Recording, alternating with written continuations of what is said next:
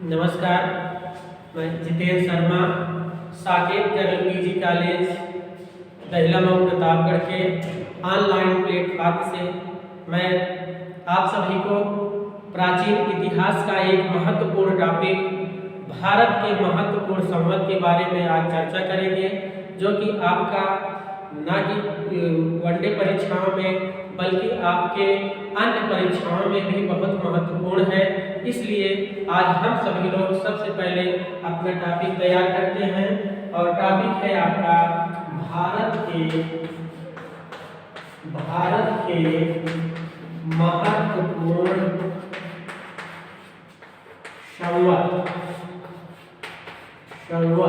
भारत के महत्वपूर्ण संवत। और सबसे पहले जो आता है, जो ऐतिहासिक दृष्टि से महत्वपूर्ण भी है, भारत का सबसे महत्वपूर्ण संवत में प्रथम स्थान पर है कल। कौन सा संवत है? कल संवत। तो कल संवत का जो काल है वो 3102 ईसा पूर्व माना जाता है। 3200 ईसा पूर्व माना जाता है। यह कल संवत मुख्य रूप से प्रारंभ होता है महाभारत के युद्ध के समाप्ति और भगवान कृष्ण के मृत्यु के बाद, और साथ ही साथ जब भारत के कुछ क्षेत्रों पर या भारत के क्षेत्रों पर राजा परीक्षित का शासनकाल था। परीक्षित का शासन था।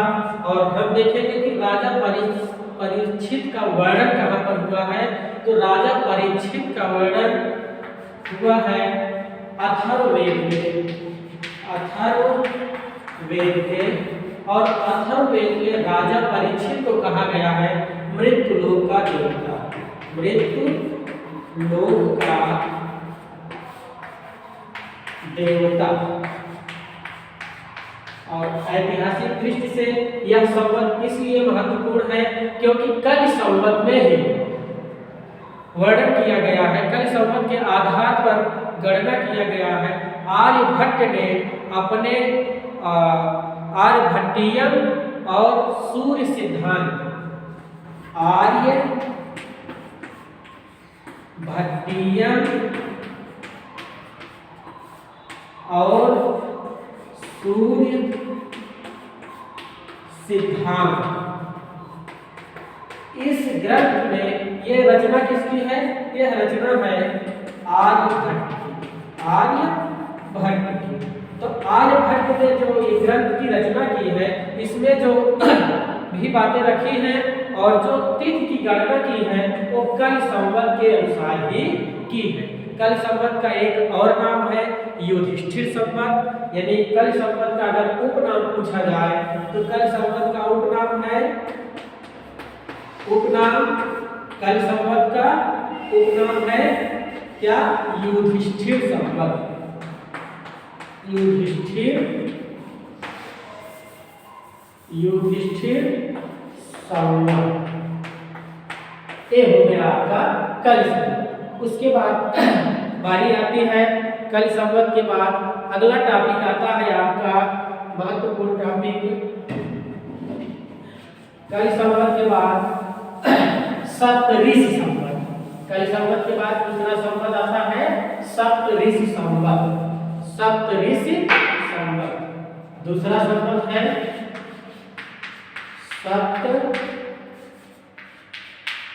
सप्तऋषि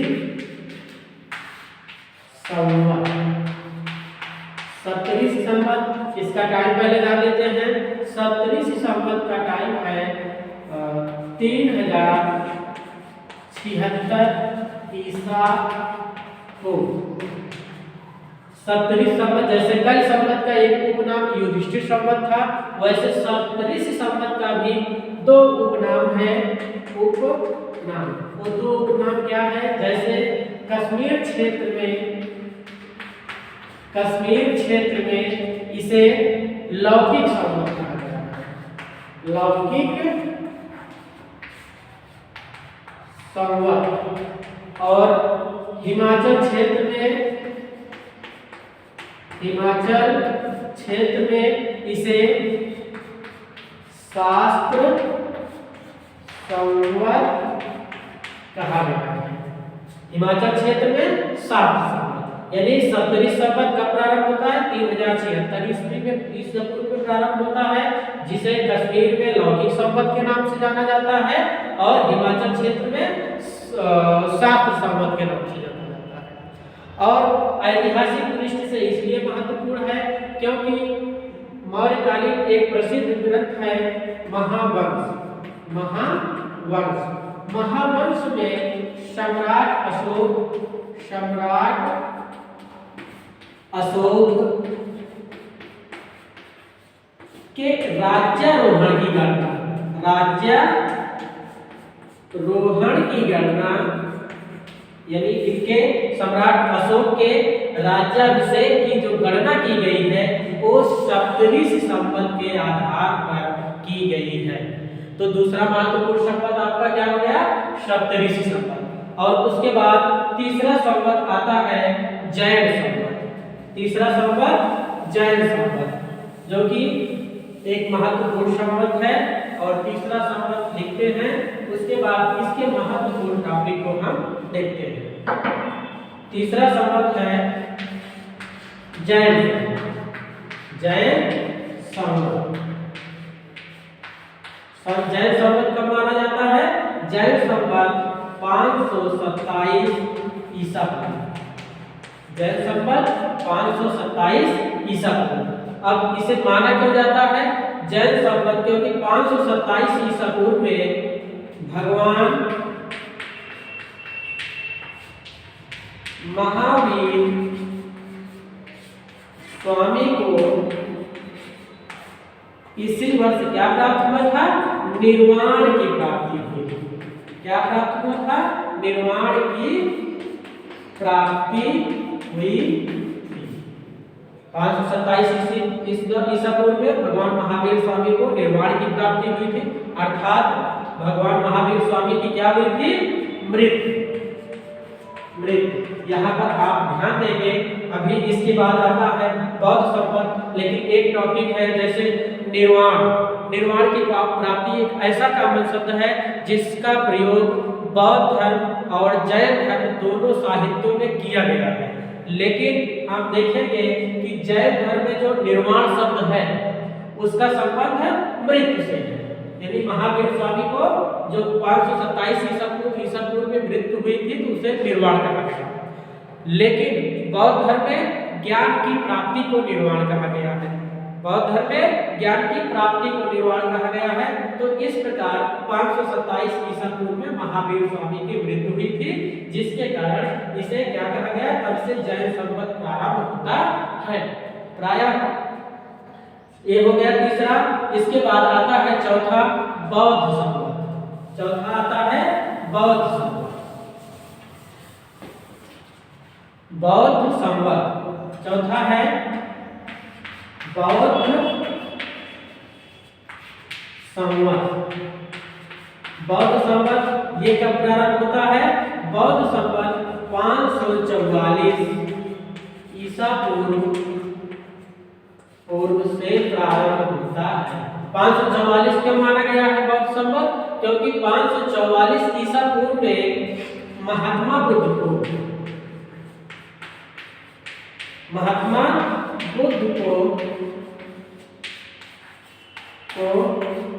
निर्वाण की प्राप्ति हुई। निर्वाण की प्राप्ति हुई, इसीलिए इसे बौद्ध संवत कहा गया। यानी जब महात्मा बुद्ध को निर्वाण की प्राप्ति अर्थात ज्ञान की प्राप्ति, यहाँ पर क्या है? ज्ञान यानी बोध की प्राप्ति, यानी जब ज्ञान प्राप्त हुआ तब से बौद्ध धर्म में उसे क्या कहा गया? बौद्ध संवत। यानी बौद्ध संवत 544 ईसा पूर्व से प्रारंभ होता है। ये हो गया आपका बौद्ध संवत। अब इसके बाद आता है सबसे महत्वपूर्ण संवत विक्रम संवत। अगला संवत विक्रम संवत। अगला संवत क्या है? विक्रम संवत। पांचवा संवत विक्रम संवत। विक्रम संवत, इसको और किस नाम से जानते हैं? मालवा संवत। मालवा संवत। अब इसको देखने के यह कब है? विक्रम संवत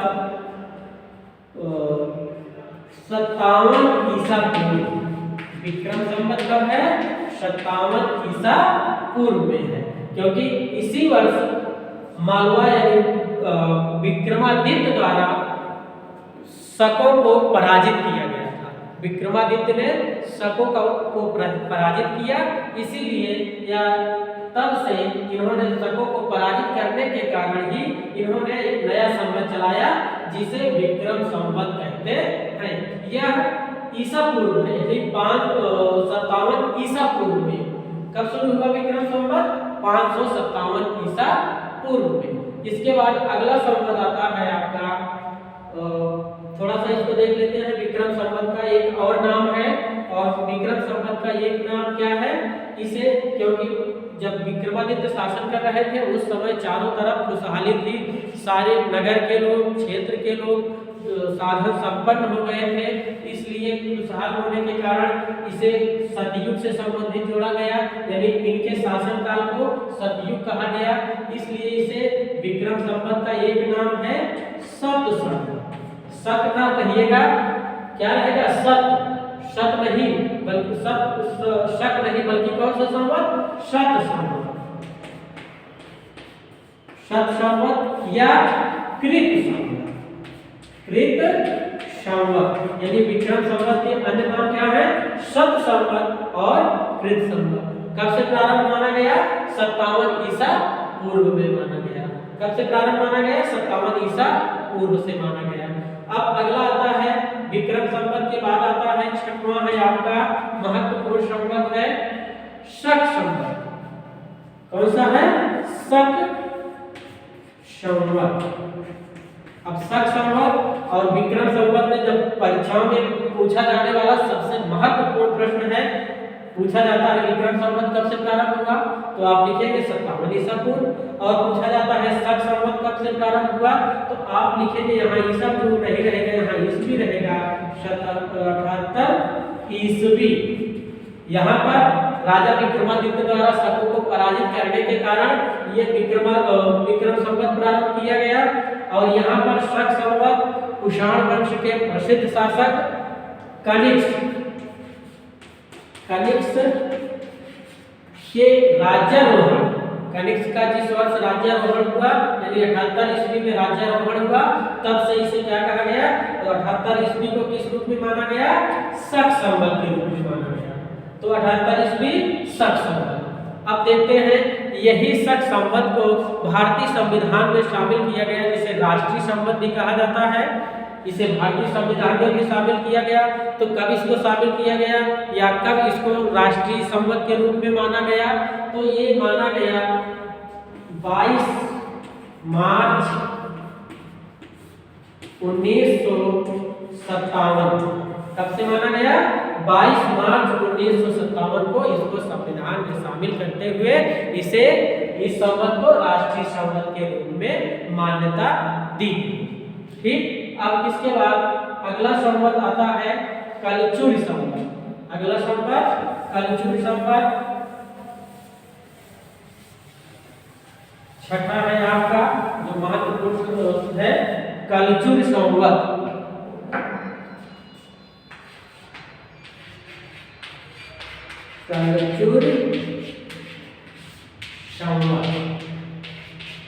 कलचुरी संवत 248 ईस्वी माना जाता है, क्योंकि जबलपुर में स्थित जबलपुर जो क्षेत्र है वर्तमान में जो मध्य प्रदेश का एक जनपद है, जहां पर धुआंधार जलप्रपात, भेड़ा घाट जैसे धार्मिक और पर्यटक स्थल हैं।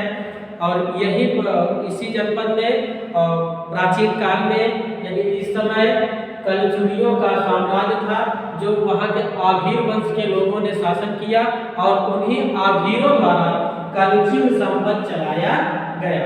कलचुर संवत के बाद अगला आता है सातवां संवत आपका है गुप्त संवत। सातवां संवत गुप्त संवत है और यह गुप्त संवत यह भी परीक्षा की दृष्टि से एक महत्वपूर्ण संवत है। गुप्त संवत 319 ईस्वी, गुप्त संवत 319 ईस्वी, गुप्त संवत 319 ईस्वी, अर्थात जिस वर्ष गुप्त वंश के प्रथम शासक या गुप्त वंश के शासक चंद्रगुप्त प्रथम का राज्यारोहण जब हुआ तब उसे गुप्त संवत नाम दिया गया। तब से गुप्त संवत प्रारंभ हुआ और यह गुप्त संवत था 319 ईस्वी। अब हम देखते हैं कि इस गुप्त संवत का उल्लेख कहाँ पर है, इसके अभिलेखीय साक्ष्य कहाँ से प्राप्त होते हैं। तो गुप्त संवत का जो अभिलेखीय साक्ष्य है वह गुप्त वंश के प्रसिद्ध शासक चंद्रगुप्त द्वितीय के मथुरा लेख, कौन सा लेख, मथुरा लेख में वर्णन है क्या, गुप्त संवत। और यह चंद्रगुप्त द्वितीय कौन थे, तो चंद्रगुप्त द्वितीय चंद्रगुप्त प्रथम के पुत्र समुद्रगुप्त के पुत्र थे। यानी चंद्रगुप्त द्वितीय कौन थे, इनके पुत्र थे।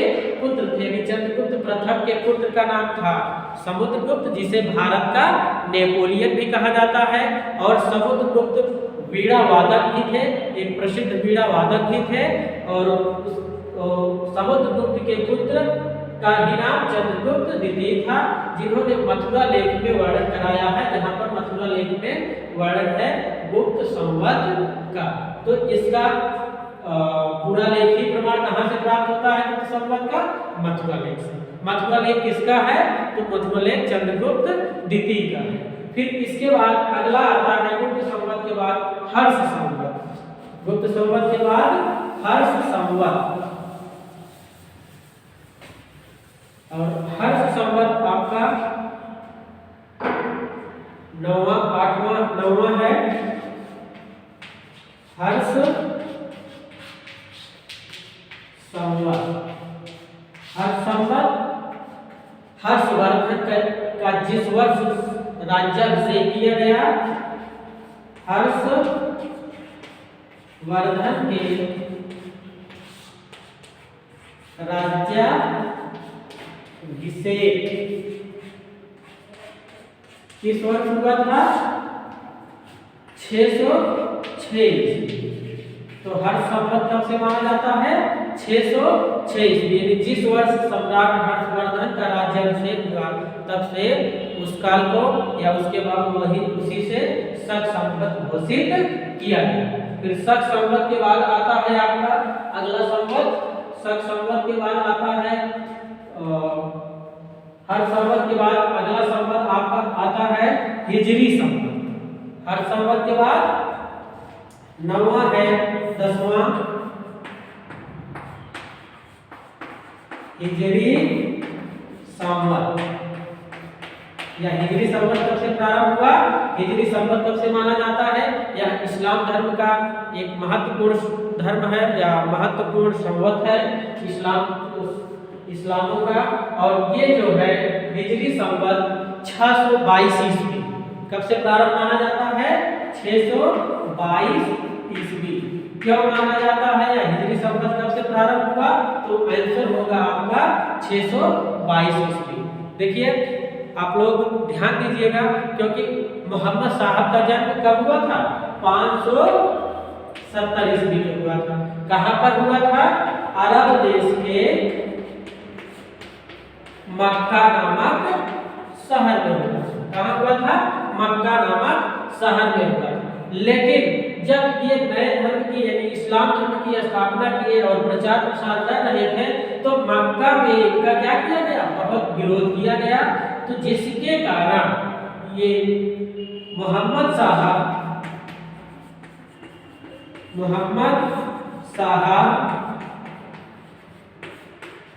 622 ईस्वी में मक्का से कहाँ चले गए? मदीना, जिसे इस्लाम धर्म में हिजरत कहा जाता है। तो मोहम्मद स्वहाब द्वारा जो एक स्थान से दूसरे स्थान यानी मक्का से मदीना की जो यात्रा के लिए मक्का छोड़ के जो मदीना चले गए, तो इस घटना को हिजरत कहा गया। और यह वर्ष कौन सा था? 622 ईस्वी था, यानी तब से इसे क्या कहा गया? 600 हिजरी संवत। इसे क्या घोषित किया गया? हिजरी संवत। तो हिजरी संवत कब है? 622 ईस्वी। हिजरी संवत के बाद आता है लक्ष्मण संवत। हिजरी संवत के बाद लक्ष्मण संवत। लक्ष्मण कौन थे? यह सेन, बंगाल के सेन वंश के प्रसिद्ध शासक थे। अगला है आपका 11 नंबर,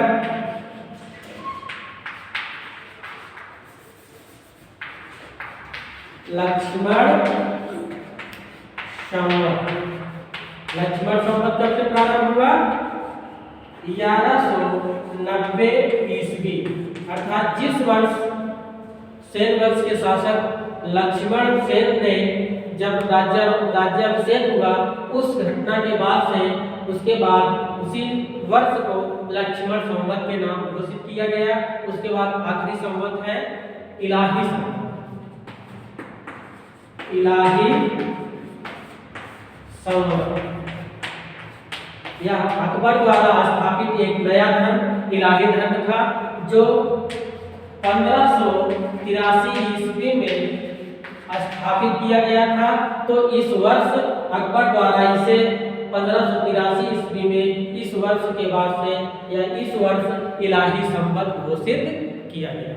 तो इस प्रकार से आपका संवत का एक महत्वपूर्ण टॉपिक था जो समाप्त होता है।